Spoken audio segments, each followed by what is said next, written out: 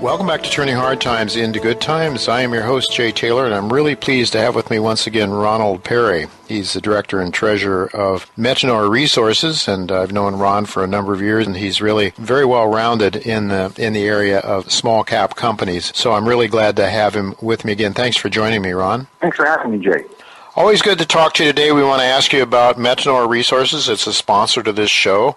Metanor is really, still standing. Like many companies have gone away during this horrible bear market, Ron. And kudos to Metanor for staying alive, and I think has some bright prospects on the horizon. So that's what I'd like to talk to you about today. 421 million shares out at 5.5 cents gives it a market cap around 23 million in Canadian dollars. So, Ron, I just don't need to tell you anything about how tough it's been. It's been really, really rough. I've been in this business for over 30 years, and I can't remember a more difficult time. Much, if not most, of what has transpired, of course, is has been out of the control of management. I mean, who can say where the price of gold is going, which is probably the biggest factor in terms of either success or failure in this business. But there are many things that are within management's control, and that's what I'd like to ask you about today. What are some of the plans that Metanor has to really turn things around for the company? I know that you're expecting higher grades from the Hufran portion of the Bachelor Mine. Can you talk a little bit about what investors might anticipate with regard to grades coming from the Hufran? Oh, yeah, no problem. With regards to Hufran, obviously, we've gone through a couple of quarters here of the grade has gone down. But that's, a mine is not a homogeneous unit. You go through the low grade to get to the high grade, then you go back to low grade, you go to medium grade. That's why companies like Agnico and Barrick and all the big guys have multiple mines, which gives them a lot more grade control. When something happens at one mine, they can go high grade to another mine, and they can income and smoothing of their guidance of the production for the year. We don't have that luxury. We have one shaft, and we have so many stopes, and we're stuck with what we have. So we've been going through a tough period here over the last couple of quarters, but going towards Hufran, the grade is a lot more higher. We've been mining like 4 grams. We're going to get back to what the mine is all about, 7 to 10 grams on the Hufran side. So we're very looking forward to, end of mid-March, hopefully even beginning of March, April, May, June, we're going to make up for the first part of the year. So we're very, very enthused with what's coming up on the work schedule here. So, and especially the timing couldn't be better. I mean, obviously we've hit $1,700 Canadian gold. So we're very, very, the timing is going to be coming up very good for us. And the grade is moving up, and that's the whole key. And that's why we're looking at other properties. All right, Ron. So talk about that too. All right, Ron. So you've got $1,700 gold compared to $1,300 some time ago, and you've got higher grades. So coming out of the Hufran, you should have some good positive cash flows, I would hope, right? You're expecting? Exactly. Yes, all right, so there's no question about that. All right, so now you've made a new discovery recently. It's my understanding the Morroy deposit. What can you tell us about that? How soon might you be able to produce from there? Is that a prospect anytime soon? Production from the Morroy? Well, yes, it is. It is a prospect soon, but you always have to say soon. Soon is like 12 months or so for sure. That this is not immediate production. Sure. The beauty of it is that when you're standing on the Morroy discovery, which is just on the other side of the tailing pond, you look across the tailing pond and you see our majestic mill. So you don't have to be a Harvard MBA to figure out that this project is not going to cost a lot of CapEx. The mill is already there. It's permitted and it's running. And, to upgrade that mill, we know for a fact that we've already quoted something, to do a 50% capacity increase is under 3 million Canadian. Yeah. And the one thing that Metanor is good at is we're very good at construction and, sinking shafts. We do things on budget or 10-15% under budget. That's what we've done in the past. Anything to do with construction, that's one of the things we're very good. We're very entrepreneurial. How soon might you have a resource from the Morroy, and what sort of grades have you been pulling from there, Ron? Well, let's put it this way. I think with about 1,500 meters of drilling, we actually do have we can officially examine it, but our geologists, they're allowed to do 43-101s, but it's internal. But with 1,500 meters at surface of the Nomoroi, we have 10,000 ounces. So it's very, and we are planning 60,000 meters this year because we have the flow through to spend on it. So when we say 60,000 meters, to most companies, that's going to be at least $5 million, $5-6 million, because you say almost $80 to $100 a meter for all the costs, including geology and lab. But we have all that. So, my geologists are paid. Metanor's geologists are paid. They're on payroll. Our lab is paid. It's there. So it's not really an external cost. So when my partners say it's going to cost, it's worth $5-6 million, don't tell the investors $5-6 million. It's going to cost us about $55 a meter cash cost going out. So we'll get it done for $3 million plus, which we have in the bank, and we will be cash flowing. So we are going to do 60,000 meters on Molroy. Boy, that's a very aggressive. How soon, Ron? How soon do you plan to? We're starting it right now. Is that over right now? Is that over the next couple of years, or what? Because that's a very aggressive drill program. That's this year. That's a very aggressive drill program, and you're looking at a surface. Yeah, but we have the flow through to spend it, so we're going to do it this year. And so what we're starting with, though, the key here is we've announced this, is that we've built an ice bridge in the tailing pond because we have some anomalies that we did deep hole IP, and we will put this eventually onto our website. It's a 3D model showing the massive IP that we did. So we have drill holes. We put what they call downhole IP, and we sent the charge, and these massive anomalies showed up. So we are going on the tailing pond, and that'll start. In fact, that started yesterday on Monday. Mm-hmm. So we are drilling. We are aiming for the anomaly. So hopefully within a couple of weeks we'll have results, because as I said earlier, we have our own lab. Our lab is 1.5 million atomic absorption and fire assay. We do it ourselves. Yeah. And we do sell out 10% to be verified by external labs to make sure, but we have an unbelievable lab department. All right, Ron, you have to sell 20% of your production from Bachelor Mine to Sandstorm for $500 an ounce. That was the agreement that you made in order to get some capital to get moving into production and so forth in the past. But would material from the Hufren and from the Molroy also be subject to the that same Sandstorm deal? Yes, unfortunately, yes. Anything within a 1.5 kilometer radius of the mill is included.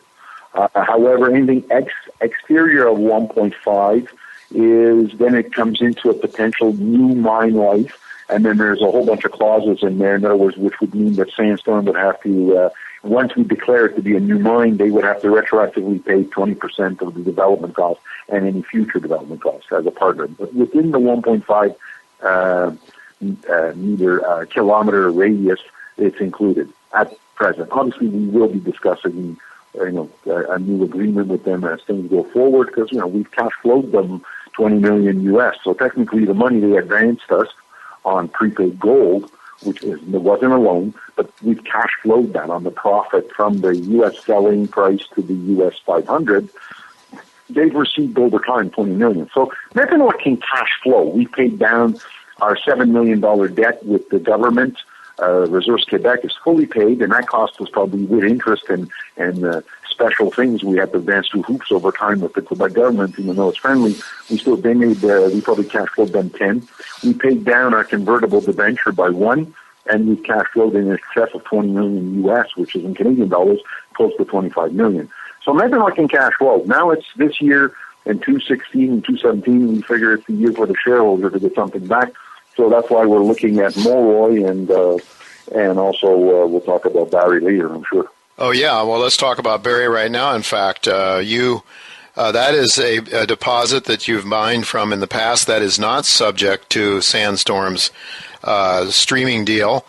You hauled that if memory serves me correctly, something like 60 kilometers from the Barry deposit to to the Bachelor Mill where you were producing. But Ron, as I recall back at the time when you were producing a couple of years ago, the grades were fairly low. At least when you finished there, it was like 1.2 to 1.4 grams per ton.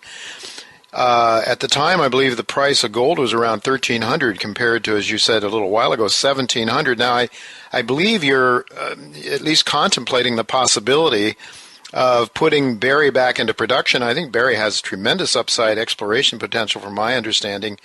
But can you talk to us a little bit about the plans for the Barry deposit? Are you going to put it back into production?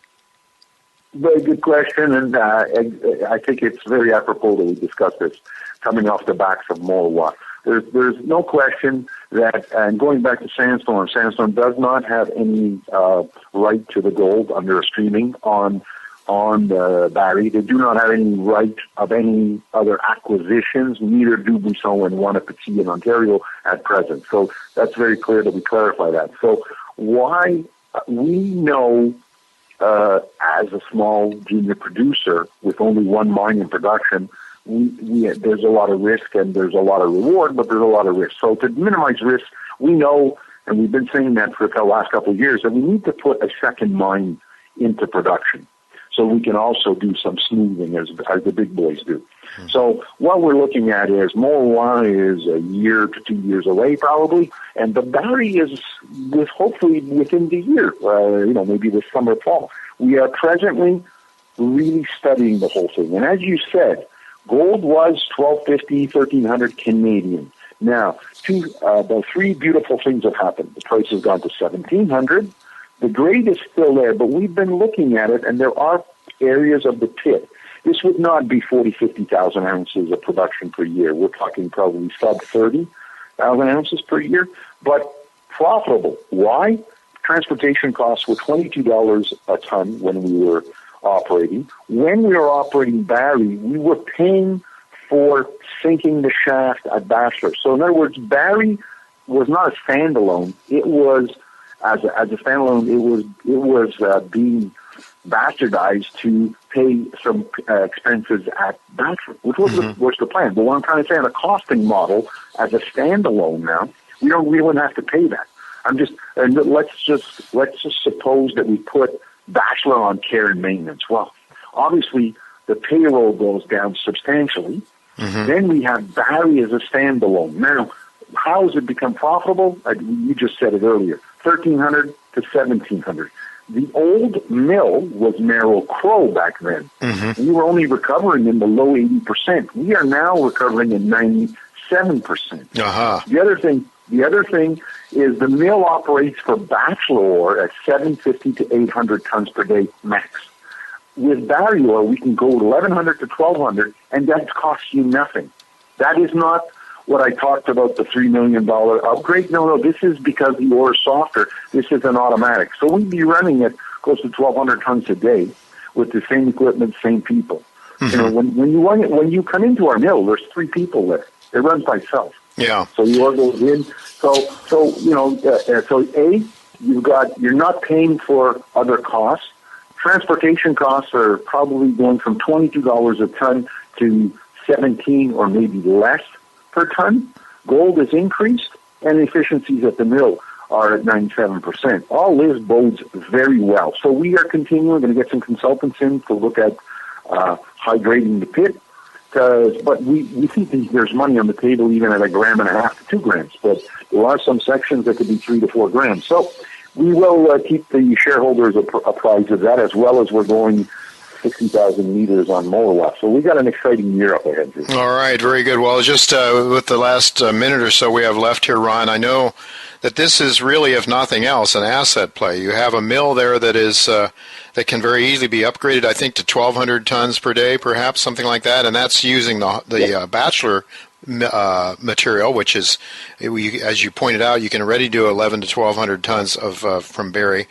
But for you have the ability, you have all that infrastructure in place. You have a mill, you have all of these properties around you in which you can explore and develop more gold resources. You have other people around you as well that have properties that might need a mill.